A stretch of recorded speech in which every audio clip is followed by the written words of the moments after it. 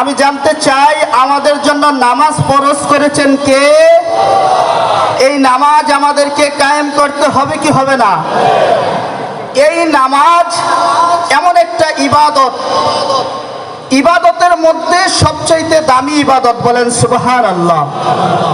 সর্বপ্রথম আমরা কালেমা গ্রহণ করি, কালেমা গ্রহণের মাধ্যমে আমরা ইসলামের প্ল্যাটফর্মের মধ্যে আসি। তারপর আমাদের সর্বপ্রথম সবচাইতে দামি যে ইবাদত, সে ইবাদত হচ্ছে সালাত আদায় করা, নামাজ কায়েম করা। কেন নামাজ আমাদের কাছে সবচাইতে দামি? কারণ আল্লাহ পাক রব্বুল আলামিন যত ইবাদত আমাদের জন্য, উম্মতে মুহাম্মদের জন্য ফরজ করেছেন, সকল ইবাদত দয়াল রব্বুল আলামিন এই দুনিয়ার জমিনে ওহীর মাধ্যমে ফরজ করেছেন। শুধুমাত্র একটা ইবাদত আমার আল্লাহ পাক রব্বুল আলামিন তার প্রিয় হাবিবকে দাওয়াত দিয়ে মেরাজ শরীফের মধ্যে নিয়ে, লা মাকানের মধ্যে নিয়ে, আরশে আজিমের উপরে নিয়ে মেরাজুল মুমিনিন হিসাবে যে ইবাদতটা ফরজ করেছেন, সেই ইবাদতটার নাম হলো সালাত বা নামাজ, বলেন সুবহানাল্লাহ। এই নামাজের কথা আল্লাহ পাক একাধিক আয়াতে, একাধিক সূরায় অসংখ্যবার বলেছেন। আল্লাহ পাক রব্বুল আলামিন নামাজ কায়েমের বিষয়ে বলেছেন, ইন্নাস সালাতা কানাত আলাল মুমিনিনা কিতাবাম মাওকুতা। আমার আল্লাহ পাক রব্বুল আলামিন বলতেছে, নিশ্চয় এই নামাজ মুমিনদের উপরে নির্ধারিত সময়ে, নির্ধারিত ইবাদত হিসাবে আমি আল্লাহ দিয়েছি, বলেন সুবহানাল্লাহ। এভাবে আমার আল্লাহ পাক রব্বুল আলামিন অন্য জায়গায় কোরআন শরীফের মধ্যে বলেন, ওয়া আকিমুস সালাতা ওয়া আতুজ যাকাতা ওয়ারকাউ মা'আর রাকিঈন। আমার আল্লাহ বলে যে তোমরা যথাযথভাবে নামাজ কায়েম করো, তোমরা যথাযথভাবে যাকাত দাও এবং রুকুকারীদের সঙ্গে রুকু আদায় করো। এই আয়াত দ্বারা বোঝা যায় আমার আল্লাহ পাক রব্বুল আলামিন আমাদেরকে ইমাম সাহেবের পিছনে একসাথে সালাত আদায় করার জন্য তাগিদ দিয়েছে, বলেন সুবহানাল্লাহ। আল্লাহ পাক রব্বুল আলামিন সূরা হজের ৭৭ নম্বর আয়াতে বলেন, ইয়া আইয়ুহাল্লাযীনা আমানু, ইয়া আইয়ুহাল্লাযীনা আমানু রকাউ ওয়াসজুদু ওয়া'বুদু রাব্বাকুম ওয়া ফাআলুল খায়রা লাআল্লাকুম তুফলিহুন। আমার আল্লাহ বলেন, হে ঈমানদারগণ, তোমরা রুকু করো, সিজদা করো এবং রবের উপাসনা করো, সৎ কাজ করো। এই কাজগুলা করলে তোমরা সফল কাম হয়ে যাবে, বলেন সুবহানাল্লাহ। আমার আল্লাহ নামাজের জন্য আরো অনেক তাগিদ দিয়েছেন। তেমনি ভাবে হাদিসের মধ্যে এই নামাজ পড়লেই, আদায় করলেই নামাজ হবে না, নামাজ আদায়ের সঙ্গে সঙ্গে আমরা রুকু এবং সিজদাগুলা ঠিকভাবে আদায় করতে হবে কি হবে না? নামাজের ভিতরে যে ৬টা ফরজ রয়েছে, সেই ৬টা ফরজের মধ্যে সবচেয়ে দামি হলো 2টা ফরজ। একটা ফরজ হলো রুকু, আরেকটা ফরজ হলো সিজদা করা। বলবেন কেন? কারণ হচ্ছে বান্দা যখন রুকু করে এবং সিজদার মধ্যে অবস্থান করে, তখন আল্লাহর বান্দা তার রবের সবচাইতে নিকটে অবস্থান করে, বলেন সুবহানাল্লাহ। এই সালাতের হেফাজত আমাদের করতে হবে কি হবে না? আল্লাহর হাবিব সাল্লাল্লাহু আলাইহি সাল্লামের হাদিসে মুবারাকা, وعن عبد الله بن عامر بن عاص رضي الله تعالى عن النبي صلى الله عليه وسلم أنه ذكر الصلاة يوما فقال من حفظ عليها كانت له نورا وبرهانا ونجاة يوم القيامة ومن لم يحافظ عليها لم تكن له نورا ولا برهانا ولا نجاة وكان يوم القيامة مع قارون وفرعون وحامان ওয়া উবাই ইবনে খালদ। এই হাদিস শরীফের মধ্যে বলা হয়েছে, আব্দুল্লাহ ইবনে আমর ইবনে আস রাদিয়াল্লাহু তাআলা হতে বর্ণিত, আমার প্রিয় নবী সাল্লাল্লাহু আলাইহি সাল্লাম বলেছেন, যে ব্যক্তি এই নামাজের হেফাজত করবে, এই নামাজ কাল হাসরের ময়দানে তার জন্য নূর হয়ে যাবে, বলেন সুবহানাল্লাহ। এই নামাজ কাল হাসরের ময়দানে তার জন্য দলিল হয়ে যাবে, এই নামাজ কাল হাসরের ময়দানে তার মুক্তির উপায় হয়ে যাবে, বলেন সুবহানাল্লাহ। আল্লাহর হাবিব আরো বলেছেন, যে ব্যক্তি এই নামাজের হেফাজত করবে না, তার জন্য এই নামাজ হাসরের ময়দানে নূর হবে না। নামাজের হেফাজত করবে না, এই নামাজ হাসরের ময়দানে তার জন্য দলিল হবে না। যেই ব্যক্তি নামাজের হেফাজত করবে না, হাসরের ময়দানে তার জন্য মুক্তির উপায় হবে না। এই ব্যক্তি যাবে ওই কারুনের সঙ্গে, ফেরাউনের সঙ্গে, উবাই ইবনে খালফের সঙ্গে জাহান্নামে। বলেন নাউজুবিল্লাহ।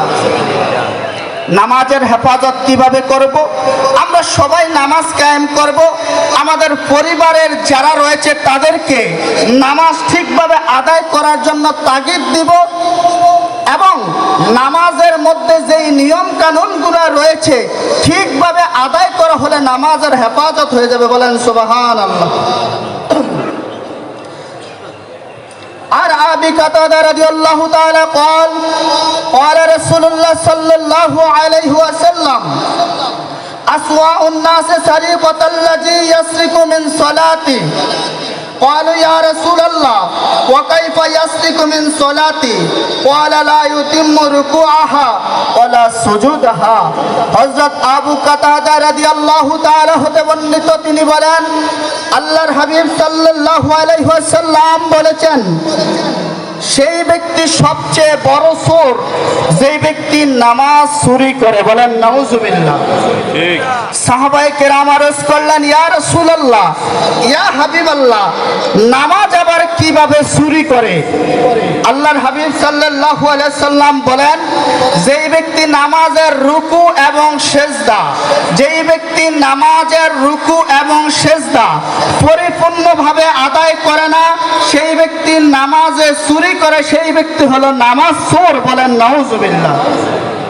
হযরত আবু কাতাদা রাদিয়াল্লাহু তাআলা হতে বর্ণিত, তিনি বলেন রাসূল সাল্লাল্লাহু আলাইহি ওয়াসাল্লাম বলেছেন, সেই ব্যক্তি সবচেয়ে বড় চোর যেই ব্যক্তি নামাজে চুরি করে।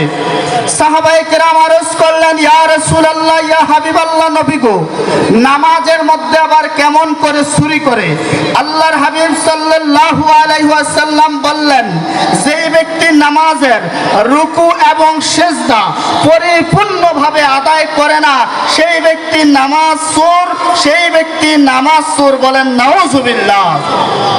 আল্লাহর হাবিব সাল্লাল্লাহু আলাইহি সাল্লাম আমাদেরকে বুঝাইতে চেয়েছেন যে আমাদেরকে রুকু এবং সিজদা পরিপূর্ণভাবে আদায় করতে হবে।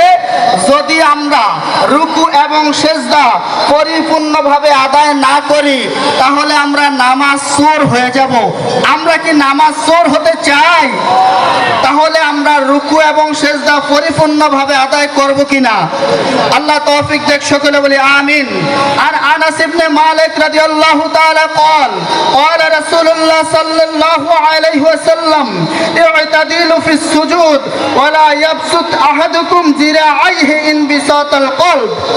হযরত আনাস ইবনে মালিক রাদিয়াল্লাহু তাআলা হতে বর্ণিত, তিনি বলেন রাসূল সাল্লাল্লাহু আলাইহি ওয়াসাল্লাম বলেছেন, তোমরা ঠিকভাবে সেজদা আদায় করো, তোমাদের কেউ যেন সেজদায় তার হাতকে বিছিয়ে না দেয়।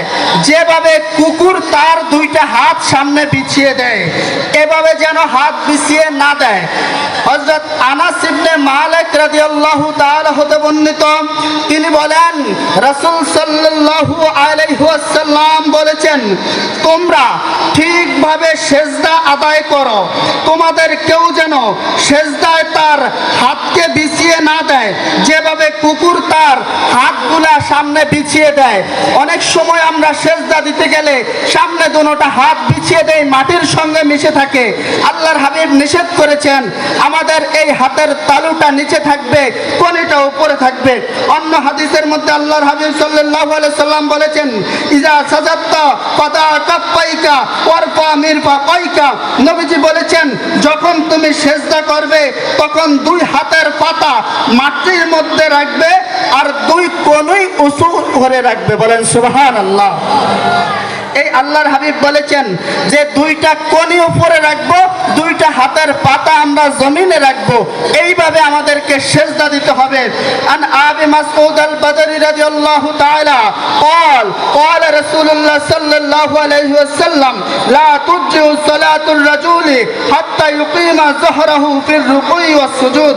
হযরত আবু মাসউদ আল বদরি রাদিয়াল্লাহু তাআলা হতে বর্ণিত, তিনি বলেন আল্লাহর হাবিব বলেছেন, যে ব্যক্তি রুকু হতে উঠা ওঠার পর সোজা হয়ে দাঁড়াবে না এবং দুই সেজদার মধ্যবর্তী বিরতির সময় সোজা হয়ে বসবে না, তার নামাজ পরিপূর্ণ হবে না।